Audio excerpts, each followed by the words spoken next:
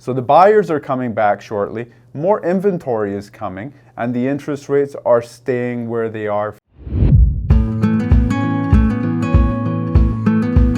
Hey guys, so March is now underway. So what can we expect for the remainder of March and possibly even going into April? Well, to me, what we're gonna see is we've returned back to a market almost like the last 2 years just didn't exist. I remember when spring market used to be spring market. It used to be a rush and there was a big build up to it, and then that's kind of what we're looking at right now. We're getting ready for that rush going into spring market. Over the next couple of weeks, over the course of the next month, you're going to see lots of homes hit the market. So over the past 12 months, sellers have really had a hard time in this market because what's happened is every single month the stats come out and the prices are dropping. We've had 8 consecutive interest rate increases, and then just last week they announced that the rates are now freezing. They are not going up, they are not going down. So for the first time in a year, they have actually stayed put. What's the effect of this? Well, the buyers are now going to have a little bit of confidence that, hey, you know what, the rates aren't going up again, they're not going down, but at least they seem to be holding steady.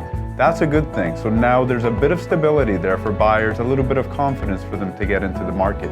The other big thing is, as like I mentioned before, we're going to get more and more inventory coming up over the coming weeks and the month. That's naturally going to bring about a lot of buyers. There's lots of buyers out there. They're just waiting for something to hit the market. And I think a lot of people are under the assumption that there's not a lot of buyers out there. Well, let me give you an extreme example. If there was a home out there worth $1 million and it was listed for $699, for example, you're going to get hundreds of people rushing through that house. Our phones are going to be ringing off the hooks. You're going to be getting so many internet inquiries, all from different buyers.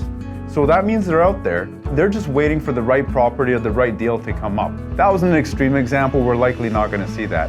But that's just to make my point. There's buyers out there. Now, as more and more homes come up on the market, they will likely start to raise their hand wanting to see that house.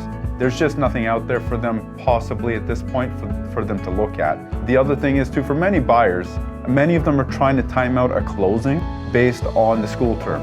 So right now, June 30th might be just a little bit too far for them, but as they get into the later part of March, April, and certainly into May, they would be now considering an end of June closing, which means they're going to be right into the market at that point. So the buyers are coming back shortly, more inventory is coming, and the interest rates are staying where they are for the time being. Spring market is coming up, which is a time of year that people love to make this move because the weather is better, you're facing the summer versus the second half of the year where the days are getting shorter, and of course the holidays in the second half of the year too. So everything seems to be looking good for sellers, and then of course buyers, because like I said, houses are coming up, inventory is coming up, and the rates are probably going to stay steady, at least for the time being.